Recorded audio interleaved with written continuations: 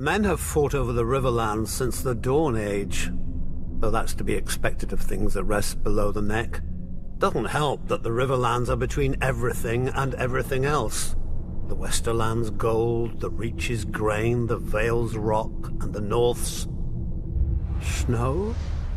House Mud once ruled as the kings of the rivers and hills, but after 1,000 years their line was exhausted and fell to the Storm Kings, who fell to the Ironborn. I suppose after years of drowning at sea, our rivers look pretty attractive to that race of pirates and rapers. Never mind that their monstrous castle, Harrenhal, was too large to staff and garrison. It turned out the Ironborn wouldn't be there long enough to bother. Aegon Targaryen landed to our south, and, as had many before him, liked the look of the Riverlands. My ancestor Edmund Tully led the desertion of Riverlords to his cause, and was rewarded by getting to watch King Harren burn in his own tower. Unfortunately, that's not all Edmund got. House Tully was named the Lords Paramount of the Trident, which means we had to keep in line all those lords who hadn't governed themselves for thousands of years.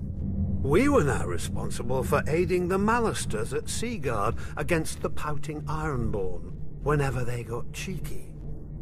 For settling Harrenhal on families stupid enough to think its curse would skip them after devouring all previous families.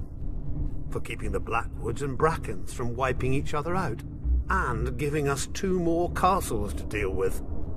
For keeping the Freys in their place and out of others' pockets.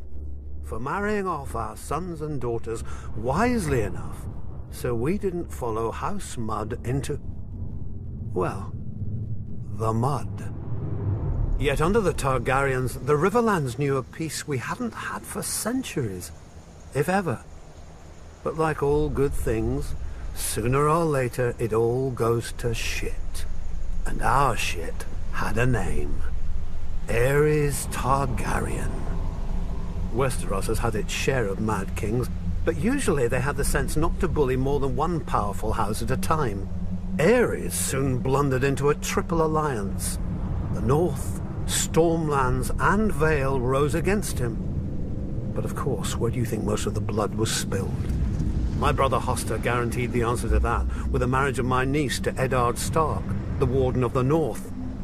At least Hoster didn't send her to Robert.